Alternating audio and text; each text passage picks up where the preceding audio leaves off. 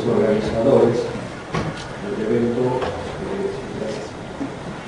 la invitación para presentarles a ustedes esta información relacionada con el primer trauma. Así se llama la plática, creo que así los organizadores colocaron el título, y vamos a abordar un poquito sobre, en realidad,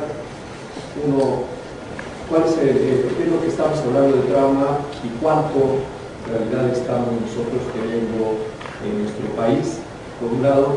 Y para abordar el problema del trauma, o en su caso de las lesiones por causa externa, voy a darles a ustedes una pequeña introducción para poder dar el contexto en donde está situado este problema, que adelanto es un problema de salud pública en este momento, ¿sí? Y que tiene algunas aristas, tanto para su prevención como para su control, que trataremos de ver en lo que dura este programa. Agradezco a la doctora Ludmila Villegas, además de Claudio Morales, colaboran conmigo en la colaboración para el desarrollo de esta presentación. Miren, uno de los problemas de los escenarios dentro de la salud mexicana es que ustedes han escuchado, que se llama la transición en salud, y que tiene diversos componentes. Uno es la transición demográfica, otro es la transición epidemiológica, y otro es la transición de salud, y ahora se está incorporando un elemento que se llama transición tecnológica. En términos de la transición demográfica, sintéticamente quiere decir hacia dónde va la población mexicana, ¿sí? Hacia un proceso de envejecimiento que ustedes verán cómo se va moviendo esta pirámide poblacional, de ser esta imagen en forma de una gota, ¿sí?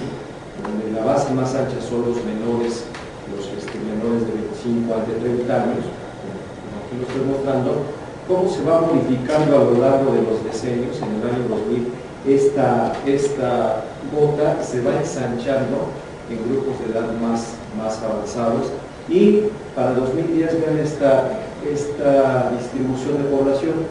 Este movimiento que tienen estas sombras quiere decir que la población se va acortando en los grupos de edad más pequeños y se va ensanchando en los grupos de edad más grandes. Sintéticamente, la población mexicana está envejeciendo, ¿sí? ¿Qué esperamos nosotros en las proyecciones de población para el año 2050? ¿Sí? Ustedes lo pueden ver aquí, que habrá aproximadamente 124 millones de mexicanos en el país. ¿Por qué darles este contexto de población? Porque todos ellos van a requerir servicios de salud, todos ellos se van a enfermar de diferentes patologías de acuerdo a la edad, y todos ellos son vulnerables a tener en algún momento una lesión por causa externa, como veremos en las cifras, ¿sí? Para el 2010 teníamos una población en términos globales de 108 millones de gentes. Se estima que para el 2050 tendremos 121 millones. En 2010 teníamos 55 millones de mujeres, 53 millones de hombres. La razón de masculinidad es ahora de 0.95. Ustedes recuerdan que en años previos se hablaba que por cada hombre había 7 mujeres. Ahora ya se invirtió la relación. Por cada mujer, y estoy invirtiendo la razón de masculinidad, hay 0.95. Entonces, para que ustedes se vean. Y para el año 2050 se estima que habrá 63 millones de mujeres, 58 millones de hombres. En este escenario, ¿sí?, además de que vamos a tener mucha población, vamos a ser muchos más, ¿qué es lo que va a suceder? Que la población va a vivir más, ¿sí? Significa que este patrón de salud y enfermedad que nosotros conocemos en este momento de la mayoría de la población se va a modificar. ¿Por qué? Porque la población va a vivir más, va a envejecer y va a tener problemas de salud relacionados con la vejez. En 1940 se estimaba una esperanza de vida, o sea, lo que espera que viva una persona de 40 años. Para 2010, aquí está, este es el promedio en términos generales, la esperanza de vida total, 76 años, 78 para las mujeres, 73 para los hombres, casi 74 años. Para el año 2050 se estima que en promedio la población vivirá casi como esperanza de vida, se espera que viva 82 años, ¿no? Evidentemente tiene sus rangos mayor y menor, y ustedes ahora lo están viendo, que hay gente que ya vive más allá de los 80 años, pero para 2050 se estima que la mayoría vivirá cerca de este rango de edad, y evidentemente vivirán más las mujeres que los hombres. ¿Y qué va a pasar? También, o sea, vamos a tener mucha población, va a vivir más tiempo, más años la población, pero también se va a reducir en términos generales la población joven. ¿Por qué? Porque nuestras tasas de fecundidad están reduciéndose a lo largo de los años. Para 1940 se estimaba en 6 hijos, 6.4 hijos. En esta, perdón, 40-70, 6.4. ¿Sí? Para el año 2010 se estima, se tiene un estimado de 2 hijos, 2.2 hijos por familia, por mujer. ¿Sí?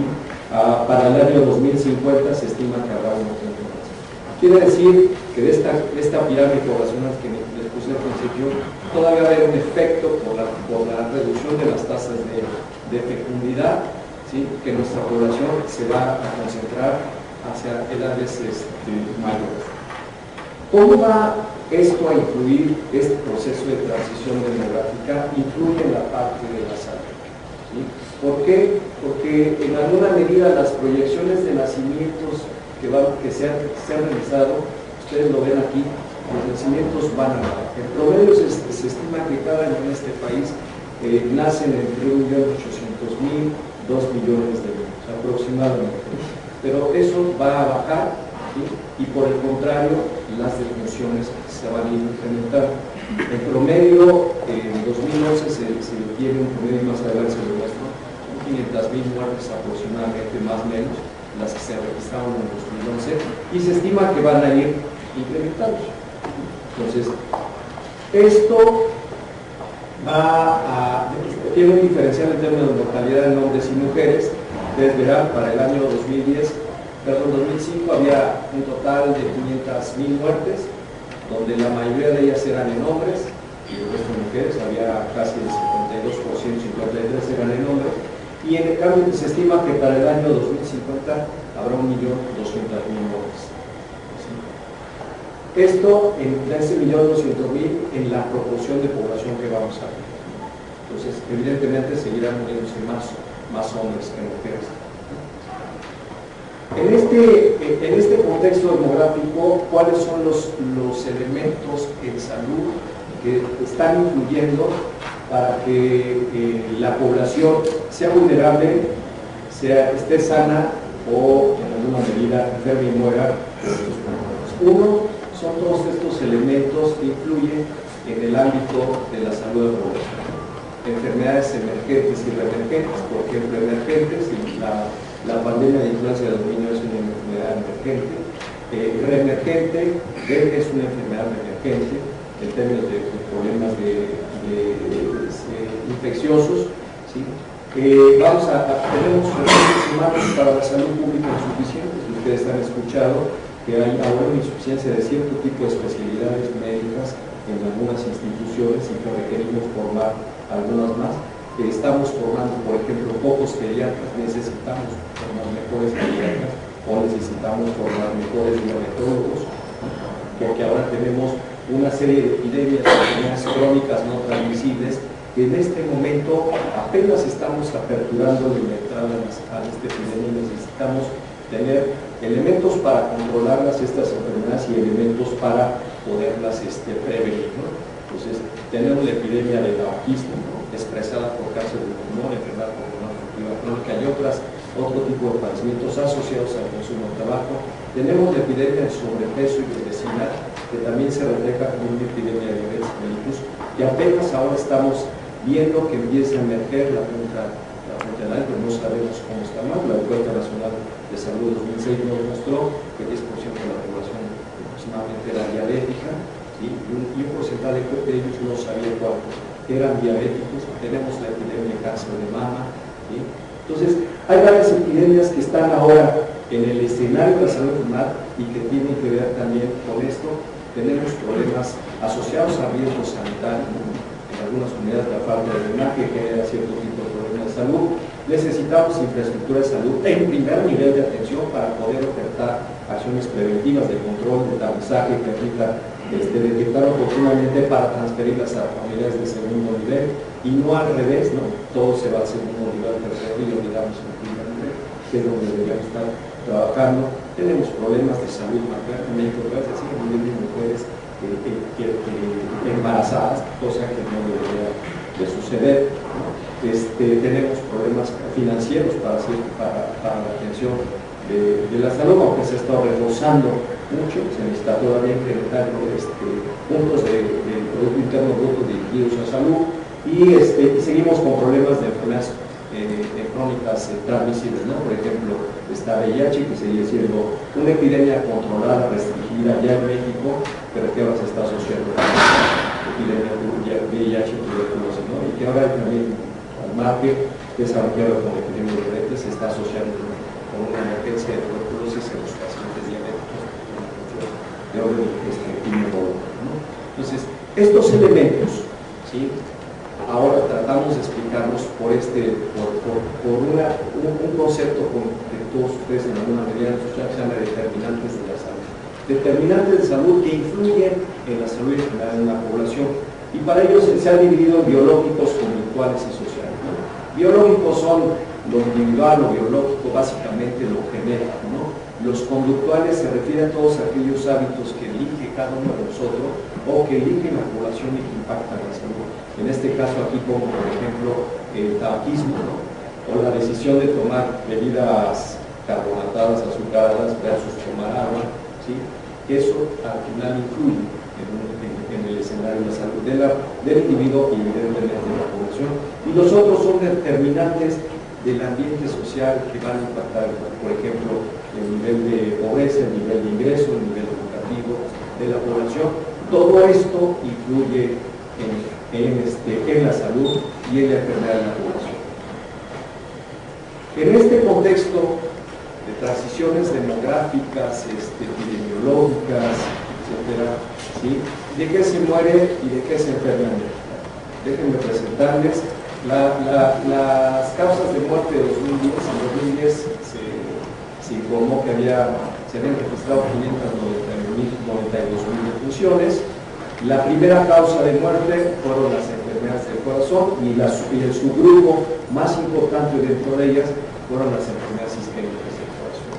La segunda causa de muerte, la diabetes mellitus, la tercera, los tumores malignos, diferenciados en dos grandes grupos, ¿no? Los tumores de pulmón, los tumores de mama, y en medio están los tumores de colon y de cérvix uterino todavía, y por ahí va emergiendo las leucemias y los problemas, los tumores de próstata que ya por ahí empiezan a aparecer, ¿no? Pero básicamente son estos dos grandes en términos de diferenciados procesos. La cuarta causa de muerte son los accidentes, de acuerdo a este reporte, ¿sí? De mortalidad. Y de la principal causa de muerte de los accidentes son los de tráfico de vehículo motor, que incluyen todo, los que chocan, los que los atropellan, los que son conductores, los que son peatones, ahí están todos incluidos, los que son, y todos los vehículos de motor de 4 ruedas, 3 ruedas, 2 ruedas, y no recuerdo si están incluidos en movientes, esas dos, pero básicamente son los motorizados, ¿no? Entonces, y después vienen enfermedades del hígado. Básicamente la principal causa de muerte es enfermedad crónica del hígado y 6 enfermedades cerebrovasculares. Verán ustedes, entonces, son enfermedades, la mayoría de estas crónicas, y la parte de los accidentes, digamos que sería un evento repentino, pero todas ellas tienen un punto común que pueden preverse, ¿sí? Es algo que se verá más adelante. Y quiero mostrar aquí que como séptima causa están las agresiones. Lo que antes solamente aparecía como homicidios, hoy se habla de agresiones. Y la otra son las lesiones autoinfligidas intencionalmente en el lugar número 15, lo que antes conocíamos incluidamente en esta causa como suicidio, ¿sí? ¿Y de qué se enferma? En 2009, y piensen que en 2000 casi es la misma cantidad y la misma distribución, no cambia. Se está enfermando la población mexicana en este momento. Se registraron 47 millones de atenciones, ¿sí? De acuerdo al sistema de información de salud, 47 millones, y todas estas son las causas, por las principales causas, por las que se acude a consulta. ¿Sí? La población acude a consulta a unidades de salud de la Seguridad Social y de la Secretaría de Salud. Y vean ustedes, dentro de casi las décimas ya aparece diabetes como una causa de atención por la que acude la población a solicitar servicios de salud. Y vean ustedes la diferencia. De un lado, enfermedades crónicas y las causas de muerte y causas de enfermedades que la mayoría son infecciosas, a excepción de este tipo de úlceras, gastritis y dolor, ¿no? que en su mayoría tienen que ver con un componente infeccioso, que es el Entonces, de esto se muere. Y en específico, cuando hablamos de trauma, ¿sí? En realidad hay dos. Yo les puse estas definiciones que trae la Traumatismo de Trauma de la Diccionario de la Real Academia Española. Trauma, la lesión duradera, ¿no? Por un agente mecánico y externo. Traumatismo, la lesión de los órganos por una acción mecánica externa. O sea, lo que ustedes ven, ¿sí? Imagino, son anestesiólogos, ¿no? Ustedes ven en el quirófano cuando dicen que hubo una linfotrama porque viene alguien con una lesión producida por un agente externo, mecánico externo, ¿sí? Para nosotros este concepto está englobado en lo que sería accidente y el accidente está englobado en lo que sería una lesión por causa externa. Antes de pasar a que vean ustedes la clasificación de cómo nosotros vemos y publicamos al trauma, estas son los sinónimos de accidente. Y dentro de todos ellos no viene trauma, ¿sí? Viene todo lo demás que ustedes ven ahí. ¿Sí?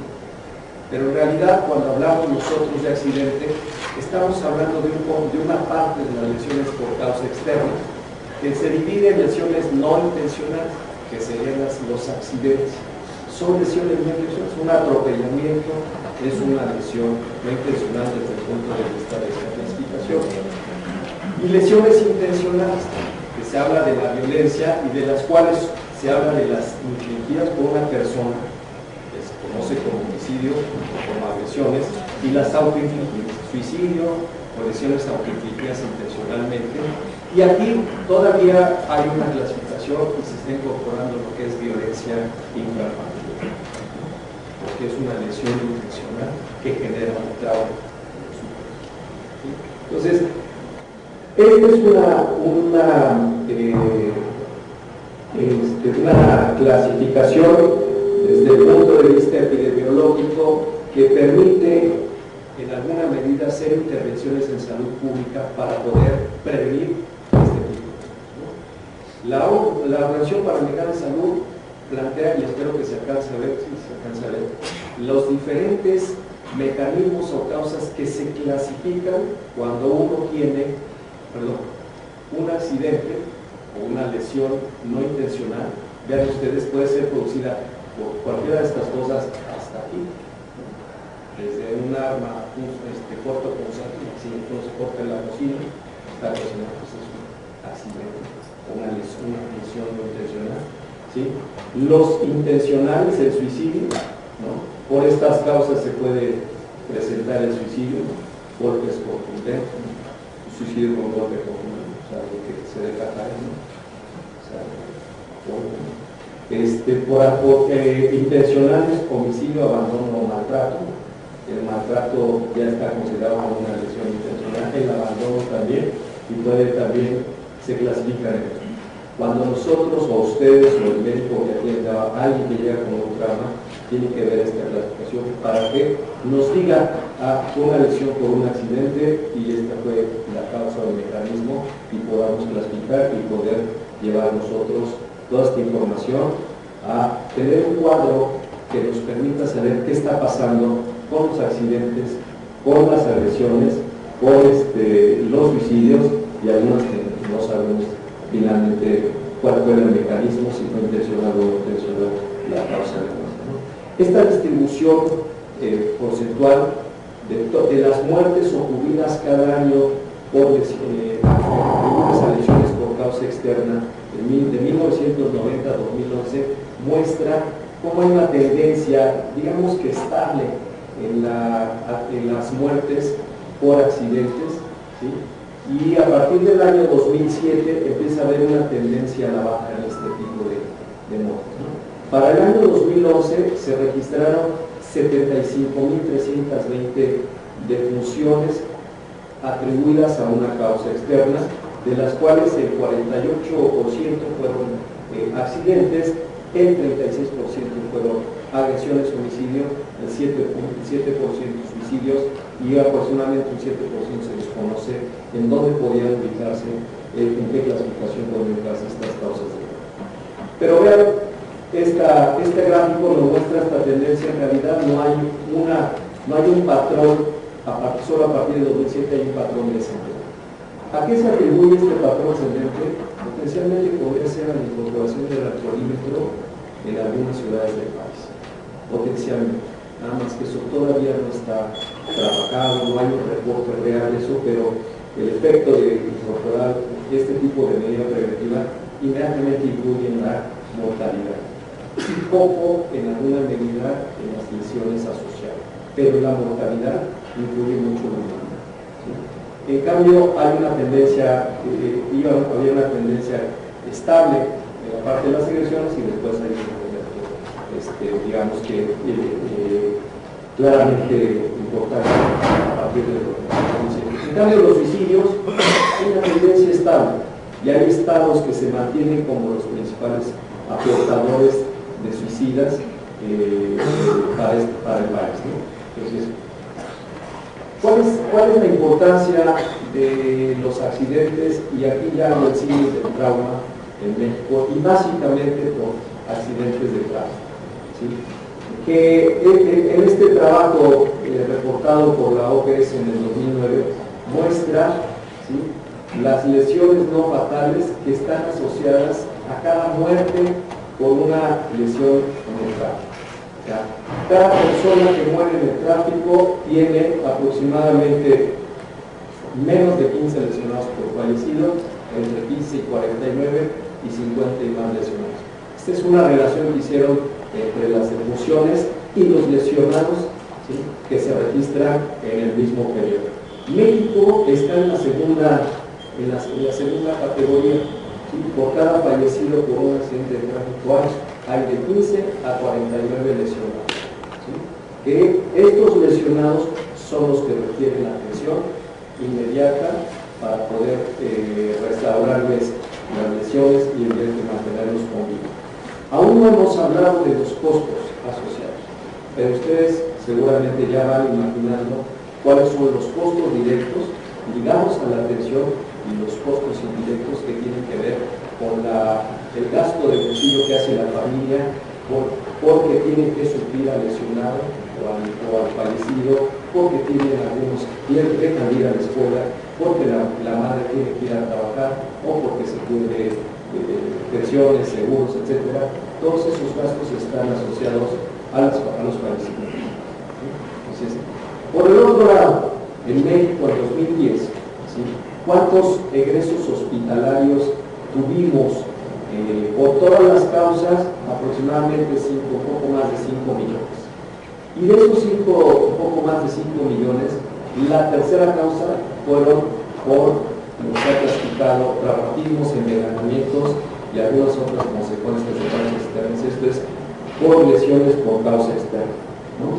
El 7% de los egresos hospitalarios, de todos los egresos hospitalarios, son por este tipo de lesiones, y lo que más predomina son las fracturas, de cualquier parte, pero el 3.5% son fracturas que requieren atención, ya sea en el área de urgencia de estas que se corrigen en el área de urgencias o las que requieren intervenciones quirúrgicas.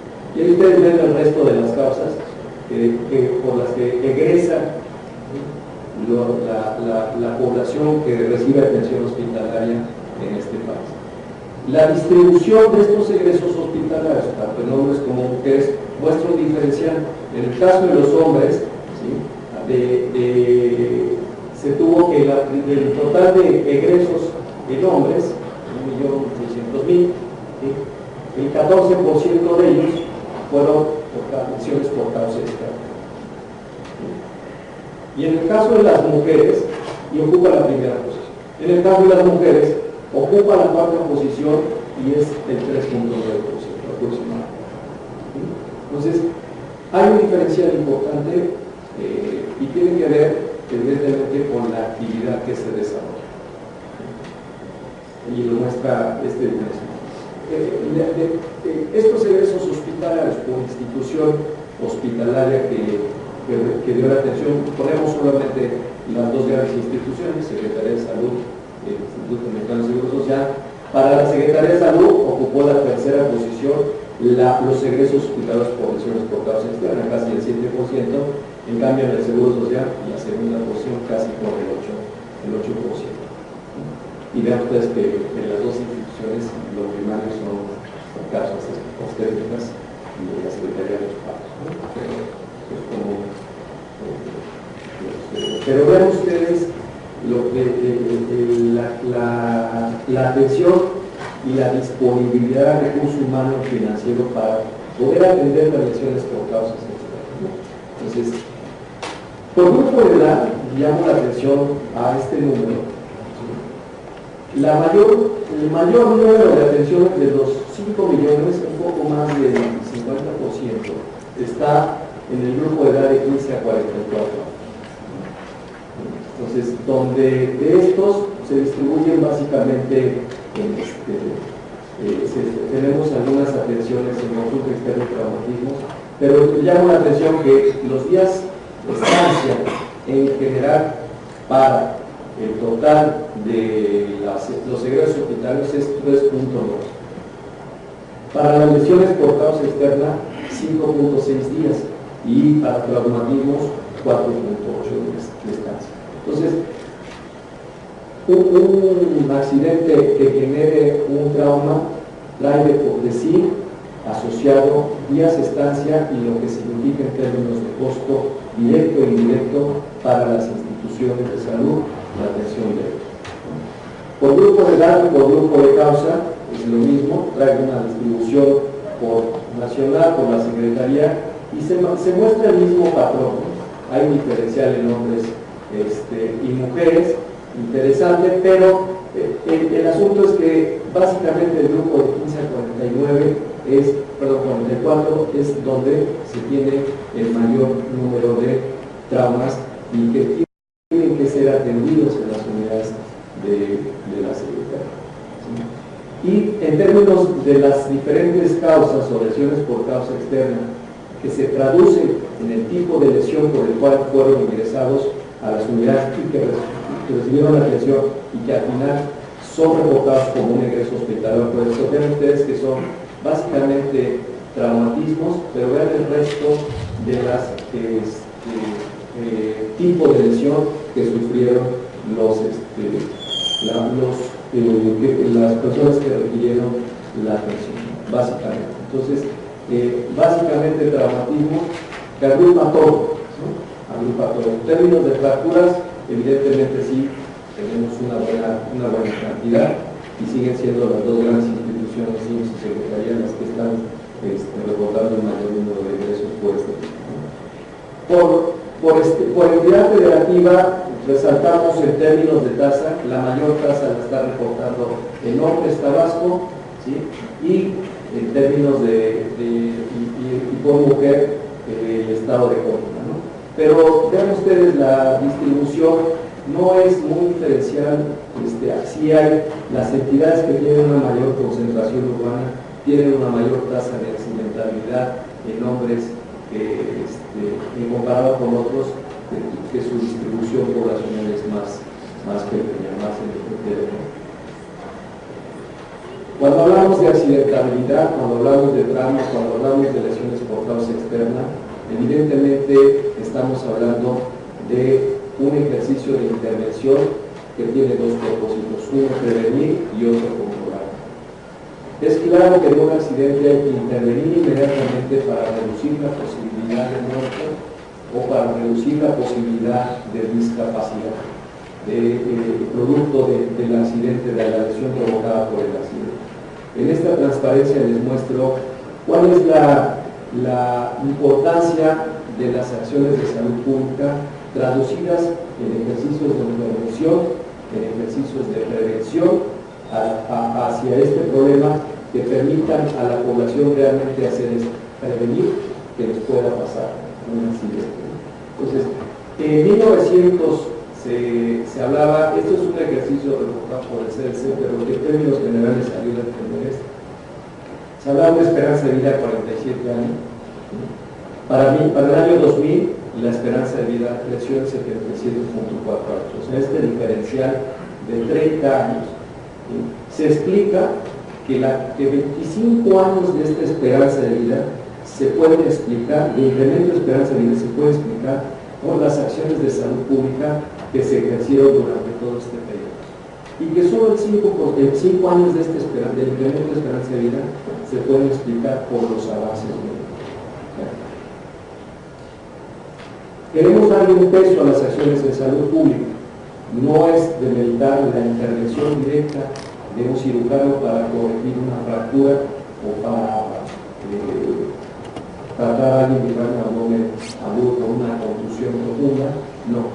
Hay acciones de salud pública que ayudan a prevenir efectos que son más importantes, como podría ser este tipo de problemas ligados a los accidentes. Déjenme mostrar la información que se acaba de publicar de la Encuesta Nacional de Salud y Nutrición 2012, que salió publicada el 21 de noviembre ya. Está en línea, ahí está la página que quiera verlo. Pero aquí les muestro la prevalencia o la proporción de lesiones causadas por accidentes de tráfico según sexo y grupo de edad. Están comparándose tres tipos de encuestas: la realizada en 2000, en 2006 y la realizada en 2011. Y vean ustedes, les llamo la atención a la barra azul, cómo va en el grupo menor de 10 años. Hay una reducción importante en este tipo de lesiones causadas por accidentes de tránsito, pero en los demás grupos, hasta el grupo básicamente de 10 a 34 años, hay un incremento importante de las lesiones por accidentes de tráfico en el caso de los hombres. En el caso de las mujeres se repite el mismo patrón, pero no con la misma proporción. En términos generales hay un incremento del año 2006 al 2012 de 1% a 3%. Eso no está garantizado aquí, lo dice el texto de la encuesta, pero hay un incremento de la prevalencia de sujetos que sufrieron una lesión por un accidente de tráfico en el año 2006, fue reportado del 1%, un poquito más de 1%, para 2012 se está reportando el 3%. Hay un incremento en la accidentalidad. ¿Sí? Y ¿cuáles fueron las causas en los usuarios de la vía pública? ¿Cuáles fueron el sitio o la causa por la que sufrieron esa lesión por accidente de tráfico? Vean ustedes, ¿sí? Están graficándose a los peatones, a los ciclistas, motociclistas y ocupantes de vehículos de más de 4 horas. ¿Sí? Entonces, llamo la atención, ¿sí? Básicamente en hombres, vean ustedes, ocupante de vehículo de 4 ruedas, 40%, en las mujeres 50, un poquito más de 50%. En general, es cerca del 50, un poquito más del 50%, la proporción de lesionados en la vía pública que eran ocupantes de un vehículo de más de 4 horas. Y vean ustedes, en el caso de los peatones, cómo hay una diferencia entre ser hombre y ser mujer. ¿Sí? O sea, las mujeres que son peatones sufrieron mayores accidentes en la vía pública como peatones. No sabemos, y relacionados con accidentes de tráfico, ¿no? Pues estamos asumiendo que con una teoría. No lo dice esto, pero es el mecanismo más frecuente. Y en el caso de esta distribución por grupos de edad, llama la atención evidentemente al grupo de edad de 20 a 34 para el caso de ocupantes de más de 4 ruedas y al grupo de 35 y 39. ¿Sí? Y para el caso de peatones, llamo la atención al grupo de menores de 10 años. Ya ustedes, el número o la proporción, 38%, reportaron haber sufrido una lesión, siendo peatón, una lesión por un accidente de tránsito, ¿no? Y el otro grupo, el extremo, de 60 y más años. Son los dos grupos vulnerables que como peatones reportaron mayor frecuencia, mayor proporción de lesiones por accidente de tránsito. Y la última, ¿no? Y creo que es la utilidad de esta encuesta. Preguntaron el uso de dispositivos de protección de las personas que resultaron lesionadas, a los lesionados, los que reportaron si yo tengo una lesión por accidente de tránsito, le preguntaron, ¿y usted llevaba algún sistema de protección, que es básicamente el cinturón de seguridad al momento del accidente? Vean ustedes la distribución. En total, menos del 50% lo tenían. En el caso del grupo de 10 y más años, entre el 45%, pero en el grupo de 0 a 9, cerca del un poquito más del 10%, no traían el sistema de reflexión, en este caso el cinturón de seguridad. Y para los que se preguntó el uso de casco, ¿no?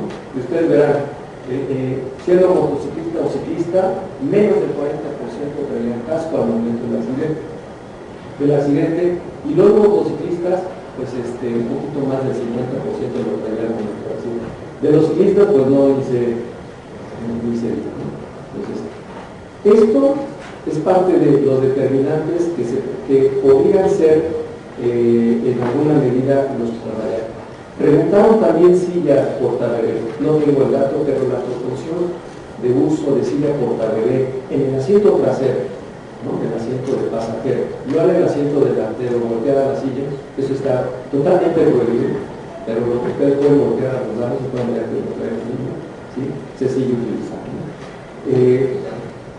Y aquí la discapacidad o una consecuencia permanente debido al accidente de tránsito, comparando las mismas encuestas, ya ustedes, y resalto el año 2000, en menores de 10 años, se incrementa, afortunadamente de 10-19 va bajando la tendencia, 20-24 va bajando, pero 35-39 sube, y en el grupo de 60 y más está, digamos, que a la baja, que en realidad tampoco nos debería de entusiasmar. ¿Por qué? Porque vamos a tener esta población con algún grado de discapacidad producto de la lesión por el accidente de tránsito. Yo, antes de dar estas posiciones que ya están en la pantalla, pero yo quisiera nada más preguntar, hacer algo rápidamente, lo que regularmente se acostumbra cuando a estas pláticas es preguntar. Pues evidentemente, supongo que una buena proporción de todos ustedes tienen vehículos, ¿no? La pregunta es, ¿cuántos de ustedes hoy, del trayecto de su casa aquí, manejando un vehículo, usaron el teléfono celular cuando venían a manejar? No está que levanten la mano, igual se los dejo, ¿no? Eso es uno. Dos, ¿cuántos de ustedes prendieron un cigarro y venían fumando con el vehículo? Tres, ¿cuántas de ustedes, o también cuántos de ustedes pudieran también se venían maquillando en el vehículo, ¿no? Yo recuerdo mucho, alguna vez hace un año cuando estuve en Washington, me comentaban que había un caso muy sonado allá, porque una señora atropelló a una ciclista, no alcanzó a frenar porque se venía pintando las uñas de los pies, o sea, venía con los pies levantados, todo se puede, ¿no? Pero no es verdad, ¿no? Y ¿cuántos de ustedes que tienen hijos menores de 12 años los colocan en el asiento de atrás y les ponen el cinturón de seguridad? La última, ¿cuántos de ustedes usaron el cinturón de seguridad? ¿No? Y bueno, a los que somos peatones, o no decimos peatones, ¿no? ¿Cuántos realmente atravesamos en la esquina cuando está el semáforo verde para nosotros y no verde para los vehículos? Nos echamos a correr cuando cambia el semáforo verde para los vehículos, no sé por qué echamos a correr para tratar de cargar en estas 2 segundos que usaron. ¿Cuántos cruzamos por esquina? Es el parte de los determinantes individuales, ¿sí?, que son la parte más difícil para modificar en este tipo de eventos, ¿no? En el caso de los accidentes de tráfico, ahí es donde tendríamos que estar decidiendo, ¿sí? O sea, y Y están incidiendo, evidentemente, desde que uno está en el proceso de desarrollo y crecimiento, que son los niños, y no hasta que llegamos y compramos el vehículo, la bicicleta, la motocicleta. Entonces, y lo puedo ver, o sea, cuando uno maneja, uno tiene que estar viendo si hay un motociclista a un lado o si hay un ciclista a un lado, ¿no? Porque no sabe cuándo le va a aparecer, y siempre vemos 2, 3 familias ponerse una motocicleta y uno trae el casco, ¿no? Y los que traen casco los traen guardados porque se puede dañar con el aire del viento y no lo traen colocado. Este es de lo que ahora determinantes sociales. Los vehículos ahora traen una cantidad importante de dispositivos de seguridad, 7 bolsas, 5 bolsas, etc., ¿no? Pero depende mucho del conductor y del copiloto y de los ocupantes, ¿sí?, que se pueda reducir los accidentes. Depende también de los peatones. Y bueno, nos enseñan a manejar a la defensiva cuando deberían manejar con ofensiva. Conclusiones de esta plática: las lesiones por causas externas son un problema de salud pública porque generan muertes, generan lesionados que requieren atención médica y generan costos directos por la misma atención médica y por los costos indirectos asociados al accidente, como lo comentaba hace un momento. Son generadores de consecuencias físicas individuales, ya traduzcas en muerte, una lesión o una discapacidad permanente, además de consecuencias familiares y financieras. Seguramente hay historias asociadas a esto que muchos de ustedes conocen, ¿sí? Las causas ligadas a los accidentes, en especial de tráfico, son preventivas, ¿sí? Pero requerimos fortalecer el mensaje preventivo de la población, y el personal de salud juega un papel importante en este mensaje preventivo. Yo, y lo digo con todo respeto, aunque ustedes el proceso de la atención que dan es una parte, digamos, corta de todo el proceso de la atención, que es básicamente la anestesia y el seguimiento de la anestesia, pero allí es también donde uno tiene y puede dar un mensaje preventivo a la población de use el cinturón, no cubre, no se maquille, no se peinte, no se quite, no se meta la rasuradora, etcétera, cuando maneje, circule, etcétera. Una cantidad de acciones que muchas son de sentido común y que alguna vez nos enseñaron y escuchamos en algún tipo de... Le agradezco a los organizadores, creo que no va a ser muy tiempo, y si tienen alguien que